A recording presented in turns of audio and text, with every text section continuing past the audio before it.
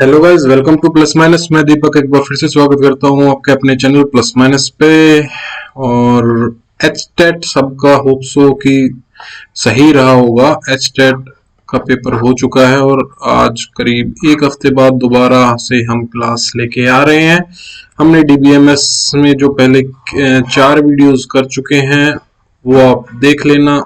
उसके बाद जो डीबीएमएस में है आज जो हम करवाएंगे वो आज मैं करवाऊंगा आपको एनोमलीज। एनोमलीज 3 टाइप की एनोमलीज होती हैं। फंक्शनल डिपेंडेंसी, छोटे छोटे टॉपिक हैं ये। फंक्शनल डिपेंडेंसी और नॉर्मलाइजेशन की स्टार्टिंग कर देंगे। आज नॉर्मलाइजेशन की स्टार्टिंग कर देंगे। ठीक है, नॉर्मलाइजेशन की स्टार्टिंग कर देंगे। नॉर्मलाइजेशन में आज सिर्फ हम फर्स्ट नॉर्मल फॉर्म पढ़ेंगे, बाकी के नेक्स्ट क्लास में करेंगे। और मेरे ख्याल से इसके बाद सिर्फ जो थ्योरेटिकल पार्ट है डीबीएमएस में जो थ्योरेटिकल पार्ट है वो शायद 2 क्लास और बचेंगी। नॉर्मलाइजेशन की 1 क्लास और एक और क्लास अगर कुछ बच गया होगा, बाकी सब कवर हो जाएगा। फिर सीक्वल हम स्टार्ट कर देंगे, एसक्यूएल हम स्टार्ट कर देंगे। उसके कमांड्स पे हम देखेंगे जो भी हमें करना है। ठीक है, तो ये तो आज का हमारी हो गई बात।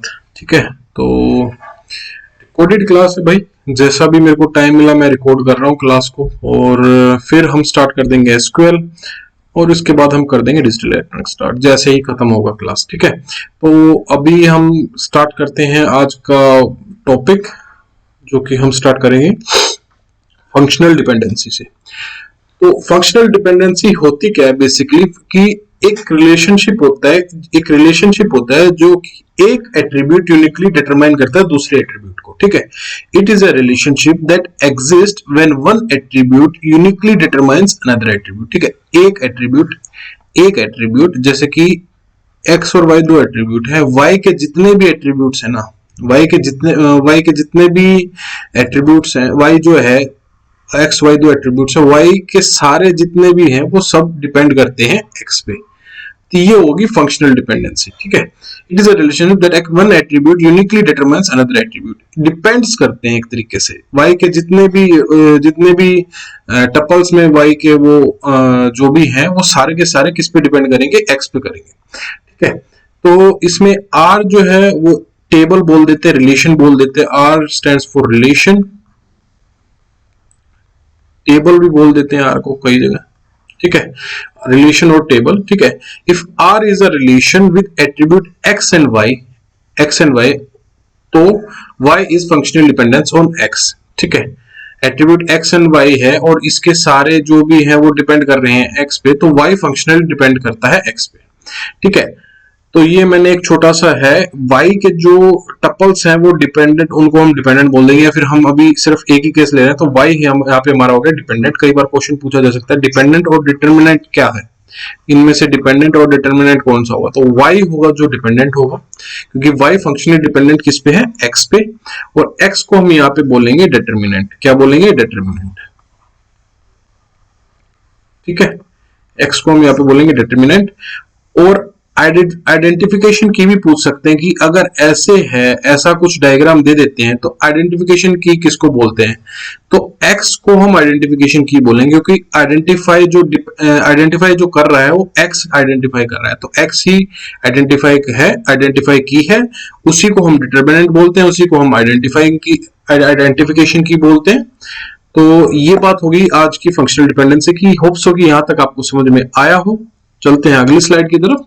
तो भैया अब क्या है? अब ये एक तरीके से ये है, इसी से रिलेटेड है, फंक्शनल डिपेंडेंसी से रिलेटेड है। ये बोल रहा है कि हर एक एट्रीब्यूट जो है टेबल का, हर एक एट्रीब्यूट जो टेबल है आर, ये हमारी जो ये टेबल है ना,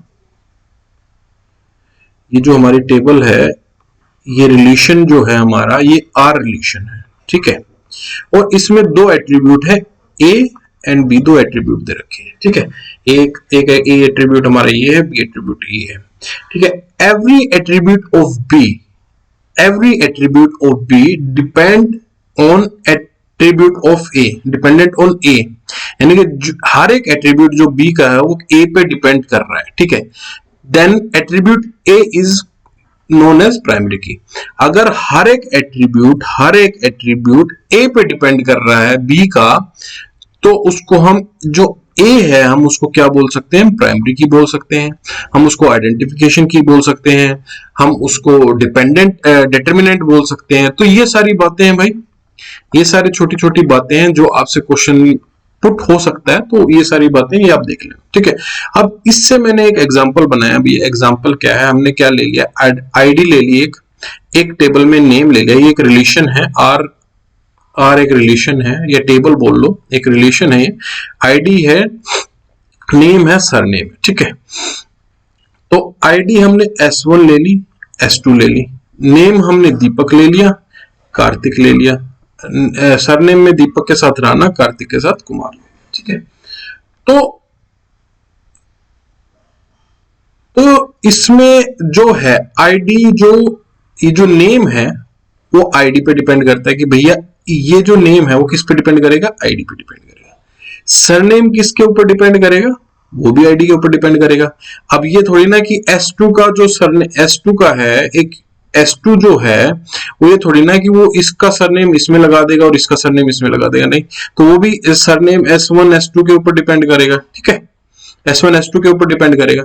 तो इसमें फंक्शनल डिपेंडेंट कौन कौन से हो गए, नेम और सरनेम यहाँ पे फंक्शनल डिपेंडेंट हो गए। डिटर्मिनेंट कौन सा हो गया, डिटर्मिनेंट यहाँ पे हो गया हमारा आईडी। डिटर्मिनेंट बोल दो, प्राइमरी की बोल दो, डिटर्मिनेंट बोल दो, और क्या बोला था मैंने, आइडेंटिफिकेशन की बोल दो। वो कौन सा हो गया हमारा, क्या चीज हो गई वो, आइडेंटिफिकेशन की, वो हमारी हो गई S1, मतलब सॉरी आईडी हो गई हमारी, ठीक है। तो ये सारी बातें होगी भैया, इससे एग्जांपल से आपको समझ में आ गया होगा ऑप्शो। चलते हैं अगली स्लाइड की तरफ। फुल्ली फंक्शनल डिपेंडेंसी क्या होती है, फुल्ली फंक्शनल डिपेंडेंसी क्या होती है।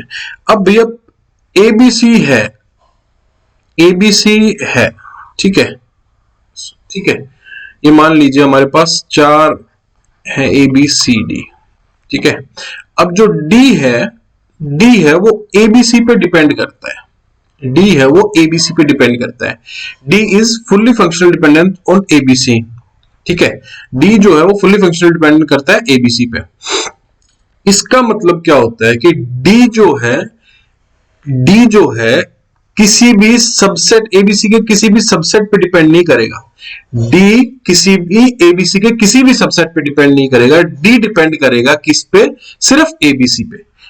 ABC पे D डिपेंड करेगा और उसके सबसेट पे डिपेंड नहीं कर सकता। यानी कि मैं क्या बोलना चाह रहा हूं कि भैया जो ABC है D डिपेंडेंट है और ये डिटर्मिनेंट है, तीनों के तीनों मतलब इकट्ठे डिटर्मिनेंट है, ये नहीं कि अलग अलग डिटर्मिनेंट। ये D डिपेंड करेगा ABC पे D डिपेंड करेगा, बट इसके सबसेट पे डिपेंड नहीं करेगा। जैसे कि सबसेट बोले तो A पे D खाली डिपेंड नहीं कर सकता, AB पे D डिपेंड नहीं कर सकता, BC पे D डिपेंड नहीं कर सकता, और ऐसे C पे D डिपेंड नहीं कर सकता या B पे D डिपेंड नहीं कर सकता, ठीक है। ये सबसेट पे डिपेंड नहीं कर सकता, हाँ ABC पे पूरे पे डिपेंड कर सकता है, ठीक है। यही बात है यहाँ पे, not possible in case off fully functional dependency, ठीक है। ये मैंने यहाँ पे ये पूरा ये एक वो बनाया है, BC D depends on BC, D depends on C, D depends on A या D डिपेंड्स ऑन B, ठीक है। ये पॉसिबल नहीं है, ठीक है। BC can not determines D, determine नहीं कर सकता, C can not determines D, A can not determines D, only ABC determines D, यानी कि ABC डिटर्मिनेंट है, बाकी डिटर्मिनेंट नहीं होगी इस केस में, ठीक है। होप सो ये भी चीज आपको समझ में आ गई हो। चलते हैं अगली स्लाइड की तरफ। ट्रांजिटिव डिपेंडेंसी क्या होती है भैया, ट्रांजिटिव डिपेंडेंसी क्या होती है। ट्रांजिटिव डिपेंडेंसी का आपको एक एग्जांपल लेके मैं बता देता हूं। हमने ले लिया 3 एट्रीब्यूट, ठीक है, क्या ले लिया हमने, 3 एट्रीब्यूट ले लिए, वही हमने ले लिया भैया A, B और C, 3 एट्रीब्यूट ले लिए, ठीक है। अब B डिपेंड करता है A पे और C डिपेंड करता है B पे, ठीक है। तो ट्रांजिटिव डिपेंडेंसी क्या होती है भैया, आपने एक चीज सुनी होगी, आपको एक सिंपल सा एग्जांपल लेके बताता हूं मैं आपको। आपको एक सिंपल सा एग्जांपल लेके मैं बताता हूं, ठीक है। एक मैथ्स का एग्जांपल लेके बता देता हूं, चलो ठीक है भैया। ए मान लीजिए हमारा बी के इक्वल है, बी मान लीजिए हमारा सी के इक्वल, इक्वल की बात कर रहा हूं। तो ए अगर बी के इक्वल है और बी सी के इक्वल है, तो क्या हम ये लिख सकते हैं ए इक्वल टू सी? लिख सकते हैं भाई, इक्वेशन की फॉर्म में ऐसे लिख सकते हैं, कोई गलत नहीं है। ए बी के इक्वल और बी सी के इक्वल है, तो हमने सीधा भैया इस जो इक्वेशन है वो कंक्लूड कर दिया कि भैया ए सी के इक्वल भी हो सकता है। तो वही चीज ट्रांजिटिव डिपेंडेंसी बोल रही है, क्या बोल रही है कि भैया बी जो है वो ए पे डिपेंडेंट है और सी बी पे डिपेंडेंट है। तो इनडायरेक्टली हम क्या ऐसे बोल सकते हैं कि सी ए पे डिपेंडेंट है, बोल सकते हैं ना। तो वही चीज ये बोल रहा है, हमने क्या किया, कंसीडर एट्रीब्यूट एबीसी वेयर ए जो ए डिटर्मिनेंट है और बी डिपेंडेंट है, यहाँ पे सी डिटर्मिनेंट है और डिपेंडेंट है और बी डिटर्मिनेंट है। तो if functional dependency are transitive, अगर फंक्शनल डिपेंडेंसी ट्रांजिटिव है, then also we have C जो कि डिपेंडेंट है, हम ऐसे बोल सकते हैं सी डिपेंडेंट हो गया किस पे, ए पे। तो ये होगी transitive dependency. C is transitive dependent on A through B. ये बात आ गई समझ में, बहुत आसान सी चीजें थी भाई, ये सारी बातें आपको समझ में आ गई होंगी। चलते हैं आज की अपनी अगली स्लाइड की तरफ, जो कि नॉर्मलाइजेशन की तरफ हम चल रहे हैं, ठीक है। फंक्शनल डिपेंडेंसी यही था, और अगर कुछ पूछना हो या मेरे से कुछ रह गया हो इस चीज में, तो आप मेरे को बता देना। इससे आगे हालांकि बहुत वाइड टॉपिक है, डीबीएमएस में जितना आप घुसोगे उतना कम है, बट मेरे हिसाब से इतना एनफ है। अगर और कुछ इसमें ऐड करना हो तो मुझे बता देना, मैं एक अलग से स्लाइड बना के आपको सारी चीजें दे दूंगा। अब नॉर्मलाइजेशन के हमारे को क्यों जरूरत पड़ी भैया, नॉर्मलाइजेशन होती क्या है, नॉर्मलाइजेशन में हम क्या क्या करते हैं, क्यों जरूरत पड़ी, कितने टाइप की नॉर्मलाइजेशन होती है, एनोमलीज क्या होती है, ठीक है। तो वो सारी बातें अब पढ़ने जा रहे हैं। तो नॉर्मलाइजेशन क्या है कि एक तरीके से ना एक प्रोसेस है डेटाबेस को ऑर्गेनाइज करने का, ठीक है। नॉर्मलाइजेशन हम क्या बोलते हैं, normalization it is a process of organizing the data, process of organizing the data. तो डाटा को अच्छे से ऑर्गेनाइज करने का प्रोसेस है, नॉर्मलाइजेशन को बोलते हैं। डाटाबेस में अच्छे से ऑर्गेनाइज करने का प्रोसेस को नॉर्मलाइजेशन बोलते हैं। अब प्रोसेस ठीक है, बात समझ में आ गई। अब क्या क्या इसमें होती है, क्या ये रिडंडेंसी को अवॉइड करता है, रिडंडेंसी अवॉइड करता है, रिडंडेंसी मतलब फालतू की चीजों को अवॉइड कर देता है। इंसर्शन एनोमली, इनकंसिस्टेंसी एनोमली का मतलब होता है इनकंसिस्टेंसी, इनकंसिस्टेंसी, ठीक है। इंसर्शन एनोमली को अवॉइड करता है, अपडेट एनोमली को अवॉइड करता है और डिलीशन एनोमली को अवॉइड करता है। अब आप बात करेंगे भैया एनोमली होती क्या है। एनोमली हमारी तीन टाइप की होती है, क्या क्या होती है, इंसर्शन, अपडेट और डिलीशन। अब इनके बारे में बात कर लेते हैं। एनोमलीज इनकंसिस्टेंसी है, anomalies are of three types, that is insertion, updation और डिलीशन। इनको हम एनोमलीज बोलते हैं। हमारे जो तीन टाइप की एनोमलीज होती हैं, कौन कौन सी होती है, एक होती है इंसर्शन, अपडेशन और डिलीशन, तीन टाइप की हमारी एनोमलीज होती है। अब ये जो टेबल है ना, इस टेबल पे पूरा आपको नॉर्मलाइजेशन भी जो आज 1NF जो मैं करवाऊंगा, 1NF जो है अभी छोटा सा टॉपिक है वो करवाऊंगा, और जो ये एनोमलीज हैं वो सारी इस टेबल पे आपको समझ में आ जाएंगे। तो ये टेबल एक बार ध्यान से देख लेना, इसी स्लाइड पे बार बार मैंने नहीं डाली है। तो भैया हमने एम्प्लॉय आईडी ले लिया, एम्प्लॉय नेम ले लिया, एम्प्लॉय एड्रेस ले लिया, एम्प्लॉय डिपार्टमेंट ले लिया, ठीक है। अब 101 पे बोला भैया दीपक है, वो दिल्ली का रहने वाला है और वो कौन से डिपार्टमेंट में काम करता है, D001 में। 101 एम्प्लॉय आईडी सेम है, यानी कि दीपक का नाम होगा और दिल्ली का वो एड्रेस है, और वो एक और डिपार्टमेंट में काम करता है D0002 में, 002 में, ठीक है। 125 अनाया है, आगरा की रहने वाली है और D450 उसका डिपार्टमेंट है। ऐसे कार्तिक ने जो एम्प्लॉय है वो दो डिपार्टमेंट में कार्तिक भी काम करता है, चेन्नई का रहने वाला है वो, और कौन कौन से डिपार्टमेंट में काम करता है, 480 और 500, D500 480, ठीक है। तो ये टेबल नॉर्मलाइज नहीं है भैया, दिख रहा है कि नॉर्मलाइजेशन नहीं है, इसमें रिडंडेंसी भी है और ये एनोमली को भी कर रहा है हमारा, ठीक है। इनकंसिस्टेंट टेबल है, नॉर्मलाइज नहीं है, ठीक है। अब बात करते हैं एनोमली की। तो सबसे पहले इंसर्शन एनोमली। तो इंसर्शन एनोमली क्या बोल रहा है कि भैया अबाउट टेबल में देखें तो दीपक है ना कि उसके दो जगह है उसके, ठीक है। दीपक और कार्तिक दो जगह पे है, बिल्कुल है भैया। Deepak as he belongs to the departments of the company, ठीक है भैया। हाँ भैया, दो कंपनीज को दो डिपार्टमेंट को बिलोंग करता है, D001 और D002 को, ठीक है। अगर हम उसका एड्रेस अपडेट करते हैं, अगर हम उसका एड्रेस अपडेट करना चाहें तो हमें एड्रेस दो जगह पे अपडेट करना पड़ेगा भैया। हाँ ठीक है, दो जगह पे अपडेट करना पड़ेगा। क्यों अपडेट करना पड़ेगा भाई, क्यों अपडेट करना पड़ेगा? क्योंकि उसके जो है वो डिपार्टमेंट दो हैं, तो दिल्ली और दिल्ली दो जगह अपडेट कर देंगे। अगर हम दो जगह अपडेट नहीं करेंगे तो वो क्या करेगा भैया, क्या करेगा? If we want to update the address Deepak then we have to update same in two rows और डाटा बिकम इनकंसिस्टेंट, ठीक है। अगर अपडेट दो जगह नहीं करा तो एक जगह दीपक सेम आईडी का बंदा, ये थोड़ी ना कि दिल्ली में भी रहेगा और यूपी में भी रहेगा, नहीं रहेगा ना ऐसे, तो एड्रेस इनकंसिस्टेंट हो जाएगा। या तो हमें दोनों जगह अपडेट करना पड़ेगा, या एक जगह पे अगर अपडेट किया हमने तो डाटा हो जाएगा इनकंसिस्टेंसी इनकंसिस्टेंट, जो कि इंसर्शन एनोमली है, ठीक है। अब बात करते हैं हमारी इंसर्ट एनोमली की। मान लीजिए कि भैया हम मान लीजिए यहां पे एक नया एम्प्लॉय आया। मान लीजिए इस टेबल में मैं आपको बता देता हूं इंसर्ट एनोमली में यहां पे लिख देता हूं इंसर्ट एनोमली। मान लीजिए कि यहां पे भैया एक नया बंदा आया, उसकी एम्प्लॉय आईडी 167 है, उसका नाम है नवीन, रहने वाला है वो हरियाणा का, और उसको एम्प्लॉय डिपार्टमेंट नहीं है भैया, वो है ट्रेनिंग पे है वो, ठीक है, ट्रेनिंग पे है वो। अब उसकी टेबल को हमें टेबल में इंसर्ट करना है। अब इंसर्ट एनोमली कब होगी? अगर वो ट्रेनिंग पे है, उसके पास अभी डिपार्टमेंट नहीं है भैया, किस डिपार्टमेंट में काम करेगा, वो एक ट्रेनी है। तो अगर जब तक इंसर्ट एनोमली तब होगा जब यहाँ पे, या तो अगर इसको आपको हटाना है इंसर्ट एनोमली को, ठीक है, हटाना है, तो उस केस में या तो जो एम्प्लॉय डिपार्टमेंट का जो ये जो टपल है ना यहाँ पे, या तो वो नल को सपोर्ट करे।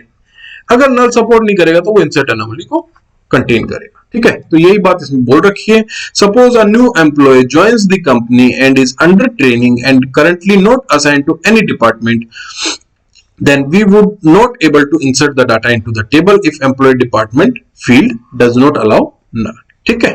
हम उसमें टेबल में अलाउ ही नहीं कर सकते उसको जब तक डिपार्टमेंट का जो कॉलम है जो उसमें है वो नल को अलाउ नहीं कर सकता, ठीक है, नल को अलाउ नहीं करता। अब अगली स्लाइड पे चलते हैं भाई। अगली स्लाइड क्या है कि डिलीट एनोमली क्या होती है।